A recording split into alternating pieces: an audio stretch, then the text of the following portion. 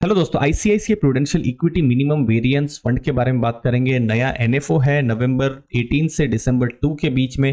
Fund के क्या important features हैं, इन सबको वीडियो में हम डिटेल में चर्चा करने वाले हैं।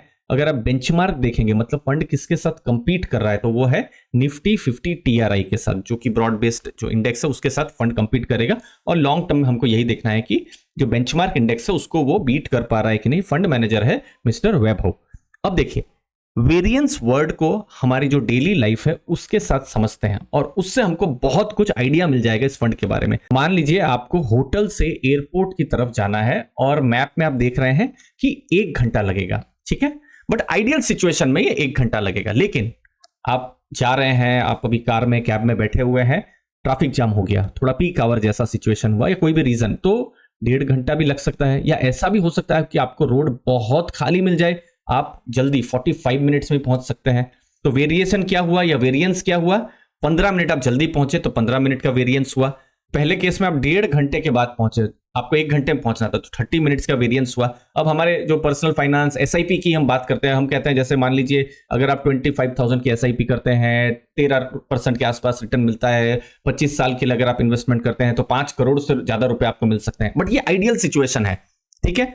लेकिन वेरिएशन हो सकता है। अगर रिटर्न थोड़ा और ज्यादा हो गया तो आपको आपका जो गोल्स है उससे भी ज्यादा रिटर्न मिल जाए। लेकिन हो सकता है मार्केट ने अगर उतना अच्छा रिटर्न नहीं दिया तो आपने जितना प्लान किया था उससे कम रिटर्न भी आपको मिल सकता है। या फिर 25 साल लॉन्ग टर्म की जर्नी है, बीच में आपको इमरजेंसी में कुछ पैसों की जरूरत पड़ी या किसी भी XYZ काम के लिए आपको कुछ पैसा बाहर करना पड़ा, तो क्या होगा, आपका गोल से आप थोड़ा सा वेरिएंस जैसा सिचुएशन हो जाएगा। तो इससे क्या होगा कि जो आपका इनिशियल गोल है 5 करोड़ या 5.7 करोड़ तक पहुंचना, आप उतना नहीं पहुंच पाएंगे। तो ये वेरिएशन इन्वेस्टमेंट में भी हम देख रहे हैं। तो देखिए, मान लीजिए 2 पोर्टफोलियोज हैं और दोनों ही पोर्टफोलियो में मान लीजिए आपको रिटर्न एक जैसा मिलेगा, लेकिन एक पोर्टफोलियो में वोलेटिलिटी ज्यादा है, ऊपर भी जाता है नीचे भी जाता है, बहुत ज्यादा जाता है। और उसको हम लोग किससे मापते हैं? स्टैंडर्ड डेविएशन से। तो स्टैंडर्ड डेविएशन एक पोर्टफोलियो का 24 है और दूसरे का है 12% है। रिटर्न दोनों का सेम है, ठीक है। लेकिन आइडियल सिचुएशन में कोई भी इन्वेस्टर ऐसा चाहेगा कि अगर मुझे रिटर्न बराबर ही मिल रहा है तो क्यों ना मैं एक ऐसा पोर्टफोलियो देखूं जहां पर वेरिएंस है वो कम मिले। मान लीजिए आप कार से रोड में जा रहे हैं तो आप ऐसा ही रोड पहुंचेंगे ना जहां पर 2 रोड है, मान लीजिए आपको 30 मिनट्स में पहुंचना है, तो ऐसा ही आप रोड जरूर प्रेफर करेंगे जहां पर कम पॉटहोल्स हो, जहां पर क्लीन अच्छा रास्ता मिले। तो वैसा ही पोर्टफोलियो वेरिएंस के बारे में भी होता है कि जितना कम वेरिएशन हो या फिर स्टैंडर्ड डेविएशन हो उतना अच्छा होता है। तो की लर्निंग क्या है, हमारी लाइफ में हो या इन्वेस्टमेंट में हो, वेरिएंस की रोल प्ले करता है। और इक्विटी मार्केट है, वेरिएंस यहां पर रहेगा ही, तो जितना कम वेरिएशन हो उतना ज्यादा अच्छा है। अब देखिए, अभी की मार्केट के हिसाब से जो ICICI prudential mutual fund house अभी क्या कह रहे हैं कि अभी फिलहाल रिस्क रिवॉर्ड को बहुत ज्यादा देखा नहीं जा रहा है। मिड कैप स्मॉल कैप पर बहुत ज्यादा फोकस है, इवन क्रिप्टोस पर भी फोकस है। लेकिन आइडियली रिस्क मैनेजमेंट में जो डेट पार्ट है, गोल्ड पार्ट है, एसेट एलोकेशन है, वो अभी थोड़ा सा बैकसीट में जा रहा है। वैल्यूएशंस हाई है अगर हम अभी की मार्केट में, यस अभी थोड़ा सा करेक्शन हुआ है, बट स्टिल हिस्टोरिकल वैल्यूएशन से अभी थोड़ा हायर लेवल पर मार्केट है। जियोपॉलिटिकल बहुत सारे इश्यूज हैं, अभी यूएस चाइना हो सकता है या फिर मिडिल ईस्ट में क्राइसिस हो सकता है, तो बहुत सारे इश्यूज हैं। एफपीआई फ्लोज कभी हो रहा है, कभी वो बाहर जा रहे हैं। अर्निंग ग्रोथ Q2 के रिजल्ट में हमको थोड़ा स्लो देखने को मिला है, बट लॉन्ग टर्म में इंडिया की जो ग्रोथ स्टोरी है वो इंटैक्ट है। तो अभी क्या इवेंट्स हो रही है कि मोस्टली जो पैसा है मिड कैप स्मॉल कैप की तरफ जा रहा है, बड़ी रैली वहां पर देखने को मिल रही है। और वहां पर जो वैल्यूएशन है अभी सस्ता नहीं है। Q2 के जो रिजल्ट्स आए हैं वहां पर अर्निंग में थोड़ा स्लो डाउन भी देखने को मिला है, लेकिन उसके बावजूद भी गवर्नमेंट की बैलेंस शीट स्ट्रांग है, कॉर्पोरेट्स की यहां पर स्ट्रांग है। तो जो इंडिया ग्रोथ स्टोरी है वो मजबूत है, इंडिया में प्रीमियमाइजेशन पर फोकस है। तो ओवरऑल ग्रोथ स्टोरी इंटैक्ट है, लेकिन हमारी मार्केट अभी सस्ते में भी नहीं है। तो यहां पर जो म्यूचुअल फंड हाउस वही कह रहे हैं कि इंडिया की ग्रोथ स्टोरी ठीक है, लेकिन इंडिया थोड़ा महंगा है। और वो इस मार्केट में क्या प्रिफर करेंगे? लार्ज कैप प्रिफर करेंगे कंपेयर टू मिड कैप या स्मॉल कैप में, ठीक है। और अब जब लार्ज कैप की बात हो रही है तो यहां पर जो नया एनएफओ है वहां पर ये फिट बैठ सकता है। मिनिमम वेरिएंस फंड है, ये फंड क्या है? इक्विटी ओरिएंटेड फंड है, तो यहां पर इक्विटी ही रहने वाली है। और जैसे कि बेंचमार्क से आपने देखा कि निफ्टी 50 के ही स्टॉक यहां पर रहने वाले हैं। लेकिन एक की डिफरेंस क्या होगा? आपके मन में अभी तक शायद एक क्वेश्चन ये आ जाए कि बेंचमार्क अगर निफ्टी 50 है तो क्यों ना मैं एक सिंपल एक निफ्टी 50 वाला कोई मे बी इंडेक्स फंड ले लूं, या फिर मे बी एक लार्ज कैप का कोई इंडेक्स फंड ले लूं। लेकिन ऑब्जेक्टिव यहां पर क्या रहेगा, लोअर वोलेटिलिटी। जो हम वेरिएंस की हम बात कर रहे थे कि इस तरीके से पोर्टफोलियो बनाया जाएगा जहां पर जो स्टैंडर्ड डेविएशन है वो कम रहने वाला है। लेकिन कंपनियां कौन सी रहेंगी, वही निफ्टी 50 की ही कंपनियां रहने वाली है। तो यहां पर क्या रहने वाला है, लार्ज कैप का ही पोर्टफोलियो बनने वाला है। नेक्स्ट, हाई लिक्विडिटी रहने वाली है, हाई जो बेटर गवर्नड कंपनी है वो रहने वाली है। और देखिए अब इतनी सारी कंपनियां एनएससी में लिस्टेड है, तो जो टॉप की 50 कंपनीज है तो वहां पर लिक्विडिटी का तो बहुत ज्यादा इशू नहीं है और टॉप का गवर्नेंस रहेगा, ऐसा हम लोग का एजम्पशन है। नेक्स्ट, इस इंडेक्स में जो निफ्टी 50, और देखिए हम लोग भी बोलचाल में वही बातें करते हैं ना कि आज निफ्टी कितना बढ़ा या कम हुआ, तो ये बेंचमार्क इंडेक्स है, हम लोग वही बात करते हैं ना 23,000 है या 24,000 है या क्या निफ्टी का क्या लेवल है, तो उसको ध्यान में रखना है। तो वैल्यूएशन अभी रीजनेबल है, लेकिन performance compare to mid cap small cap उतना अच्छा नहीं है। तो क्या फंड मैनेजर्स या ये जो फंड है उस अपॉर्चुनिटी को देख रहा है, वो हमको देखना है। तो देखिए जैसे आप लार्ज कैप की बात करेंगे, 2013 की अगर हम बात करें तो ये आप देख सकते हैं लगभग 79%, चलिए मान लीजिए ऑलमोस्ट 80% मार्केट जो थी वो टॉप की 100 कंपनीज में पैसा था। ठीक है, 2013 की हम बात कर रहे हैं। ये हम देखेंगे तो ये घट के 62% हो गया है। मतलब मार्केट अगर 100 रुपए की है तो 62 रुपीज जो है लार्ज कैप की कंपनीज हैं, और उसके बाद 18-19% के आसपास मिड कैप और 19.4% जो है स्मॉल कैप में पैसा लगा हुआ है। लेकिन 2013 में देखिए मार्केट 100 रुपए की थी, स्मॉल कैप में सिर्फ 7.2 ही रुपया था। तो अभी क्या समझ में आ रहा है, मार्केट में जो इन्वेस्टर्स हैं रिस्क ज्यादा ले रहे हैं, ज्यादा पोर्टफोलियो मिड कैप और स्मॉल कैप की तरफ वो फोकस रख रहे हैं, और जो लार्ज कैप है वहां पर अभी फोकस अभी उतना नहीं है। तो फंड वही बताने की कोशिश कर रहा है कि लार्ज कैप में valuation compare to mid cap small cap ज्यादा यहां पर अच्छा है। तो यहां किस तरीके से इन्वेस्टमेंट रहने वाला है, यहां पर निफ्टी की ही टॉप 50 कंपनियों को ही चुना जाएगा, मतलब लार्ज कैप की ही कंपनियों को चुना जाएगा। ठीक है, फिर वेरिएंस का वो फिल्टर बाहर करेंगे, मतलब ऐसी कंपनियां वो चुनेंगे जहां पर लो वोलेटिलिटी हो, उनको ज्यादा वेटेज दिया जाएगा। उसको हम कैसे मापेंगे, या जो फंड मैनेजर कैसे मापेंगे, स्टैंडर्ड डिविएशन से वो मापने वाले हैं, और फिर जो दूसरे क्राइटेरिया है उससे मापेंगे। फिर फंडामेंटल्स देखेंगे कि कंपनी अच्छी है कि नहीं, सब कुछ बढ़िया हो लेकिन फंडामेंटल्स या बिजनेस ही अगर स्ट्रांग ना हो तो फिर फंड में लेके क्या फायदा है। एक्टिव मैनेजमेंट रहेगा, मतलब फंड मैनेजर है वो एक्टिवली फंड को चेक करेंगे और जो पोर्टफोलियो है उसके हिसाब से वो कंस्ट्रक्ट करने वाले हैं। तो देखिए यहां पर एक इंडेक्स जो है, ऑलरेडी एक इंडेक्स है जैसे निफ्टी 100 लो वोलेटिलिटी 30 इंडेक्स, उसके मैंने कुछ डेटा दिए, देखिए ठीक है, और उसमें कुछ इस तरीके से देखने को मिला है। तो यहां पर कंपैरिजन के लिए जैसे निफ्टी के बहुत सारे इंडेक्सेस हैं, तो सिमिलरली एक इंडेक्स है निफ्टी 100 लो वोलेटिलिटी इंडेक्स, मतलब ये एक ऐसा इंडेक्स है जहां पर स्टैंडर्ड डेविएशन कम रहेगा। तो इसमें क्या चीजें इंपॉर्टेंट देखने को मिली है कि बुल फेज में बेटर एक्सपीरियंस मिले। देखिए बुल मार्केट हो, लो वोलेटिलिटी इंडेक्स और लार्ज कैप ओरिएंटेड इंडेक्स जो है वो मिड कैप और स्मॉल कैप के रिटर्न को बीट नहीं कर पाएगा। ठीक है, लॉन्ग टर्म में मिड कैप स्मॉल कैप अच्छा रिटर्न देंगे, लेकिन वहां पर क्या होगा, ड्रॉडाउन ज्यादा हो सकते हैं, वोलेटिलिटी ज्यादा हो सकती है, जो कि एक्चुअली की अभी मार्केट में आप देख पा रहे हैं। खासकर थीमेटिक फंड में आप देख पा रहे हैं, कुछ कुछ थीमेटिक फंड तो मैं देख रहा हूं 15-20% गिरे हुए हैं।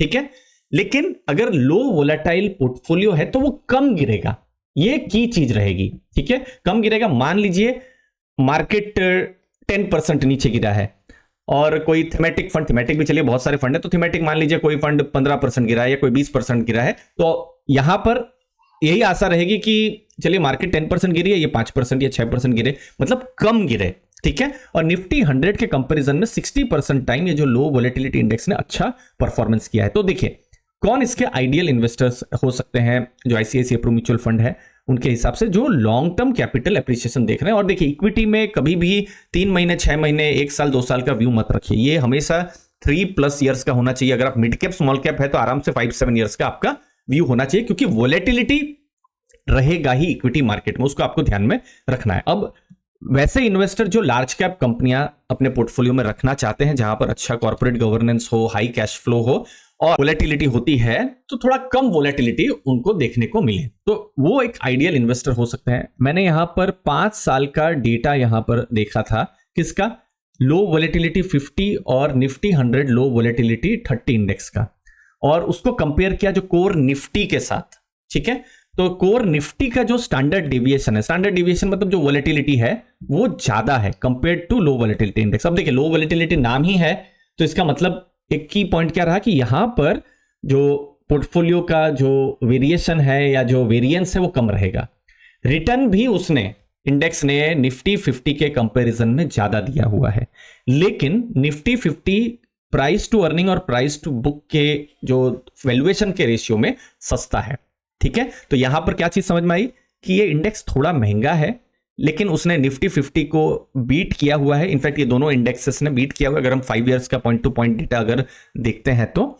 लेकिन जो की पॉइंट जो है जो इस इंडेक्स में है या इस फंड के बारे में भी लॉन्ग टर्म में ऑब्जेक्टिव रहेगा कि यहां पर वोलेटिलिटी कम रहने वाली है। अब ये इस फंड का नहीं है, जो कंपनियां हैं, ये जो इंडेक्स है, इंडेक्स का मैं कॉन्स्टिट्यूएंट्स बता रहा हूं, जैसे Sun Pharma, Britannia, ITC, Asian Paints, ICICI Bank, HUL, doctor Reddy's, TCS, HDFC Bank, Apollo Hospitals. तो इंडेक्स के हिसाब से ये 10 कंपनियां हैं जो अगेन फंडामेंटल्स तो है क्योंकि इंडेक्स ने इनको चुना हुआ है, लेकिन यहां पर लो वोलेटिलिटी है। अब आईसीआईसीआई प्रूडेंशियल जो फंड है वो किस तरीके से अपना पोर्टफोलियो बनाता है वो फिर हमको 1-2 महीने के बाद में ही पता चलेगा। ये जस्ट आपके रेफरेंस के लिए है। ठीक है, तो अभी तक हमने इंडेक्स को समझा, इस फंड को समझा और इस फंड का मेन ऑब्जेक्टिव समझा कि ये निफ्टी 50 में ही इंडेक्स में ही जो है इन्वेस्ट करने वाला है, वो टॉप 50 में से ही पोर्टफोलियो बनाने वाला है। लेकिन की ऑब्जेक्टिव कि इसमें जो स्टैंडर्ड डेविएशन है कम हो सकता है, वोलेटिलिटी कम हो सकती है। अब आपके बारे में बात करते हैं दोस्तों, ऐसे इन्वेस्टर जो इक्विटी में नए आ रहे हैं या फिर सोच लीजिए जिनकी उम्र में भी 50-55 ईयर्स हो गई, इक्विटी का ज्यादा एक्सपीरियंस नहीं है, लेकिन इक्विटी का थोड़ा एक्सपीरियंस लेना चाहते हैं, तो मे बी यहां से थोड़ा सा वेट करके, वेट मतलब वेटेज से थोड़ा सा ट्राई कर सकते हैं, क्योंकि यहां पर कंसिस्टेंसी उनको थोड़ा मिल सकता है और रिस्क जो है, रिस्क रहेगा, मार्केट का रिस्क रहेगा, लेकिन कंपैरेटिवली लो रिस्क रहेगा, मे बी एक मिड कैप और स्मॉल कैप के कंपैरिजन में।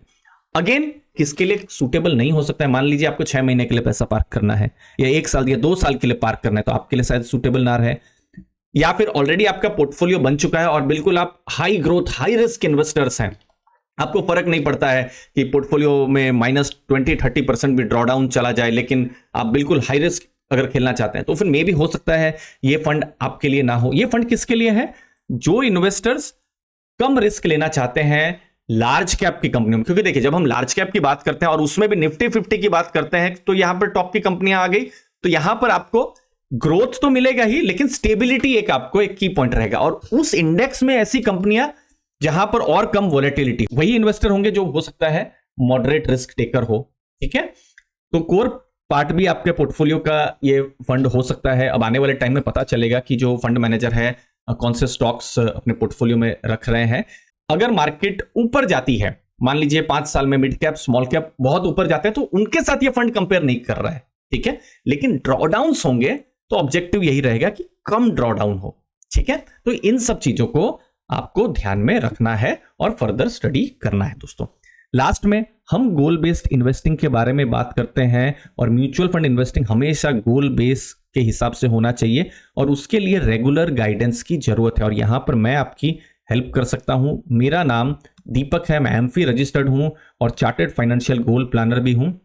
पास्ट में मैं एक्स वेल्थ मैनेजर और बैंकर रह चुका हूं और पास्ट में और अभी बहुत सारे एचएनआई क्लाइंट्स को मैंने मैनेज किया है और अभी भी कर रहा हूं। तो हम लोग यहां पर गोल रिलेटेड डिस्कशन कर सकते हैं। गूगल फॉर्म की लिंक मैंने डिस्क्रिप्शन बॉक्स में दी हुई है, आपको गूगल फॉर्म भरना है और हम लोग कॉल को प्लान कर सकते हैं जहां पर हम डिस्कशन कर सकते हैं आपके गोल्स को लेकर। गोल क्या हो सकता है? रिटायरमेंट इनकम, एसडब्ल्यूपी के द्वारा किस तरीके से आपको रेगुलर इनकम आती रहे, 3-5 साल के बाद अगर आपको फॉरेन वेकेशन जाना है या कार खरीदनी है, शॉर्ट टर्म के गोल पर हम बात कर सकते हैं, या फिर लॉन्ग टर्म गोल्स में वेल्थ क्रिएशन या रिटायरमेंट या बच्चों की एजुकेशन, इन सब गोल्स पर हम बात कर सकते हैं। जो हमारे क्लाइंट्स होते हैं उनके लिए हम रेगुलर पोर्टफोलियो रिव्यू भी उनका हम करते हैं। हमारा फोकस एग्जीक्यूशन पर होता है, एसेट एलोकेशन पर होता है और पोर्टफोलियो का रेगुलर मॉनिटरिंग पर होता है दोस्तों। तो आप अपने गोल्स को स्मार्ट इन्वेस्टमेंट के साथ पहुंच सकते हैं और उसके लिए क्यूरेटेड पर्सनलाइज्ड प्लान होना जरूरी है। तो हम यहाँ पर डिस्कशन प्लान कर सकते हैं। आपको क्या करना है, डिस्क्रिप्शन बॉक्स में चेक करना है, वहां पर मैंने लिंक दी हुई है गूगल फॉर्म की, उसको भरना है और हम लोग डिस्कशन को प्लान कर सकते हैं। आपके कीमती समय के लिए दोस्तों बहुत बहुत धन्यवाद। मुझे उम्मीद है आपको इस वीडियो से वैल्यू मिली होगी। थैंक यू दोस्तों।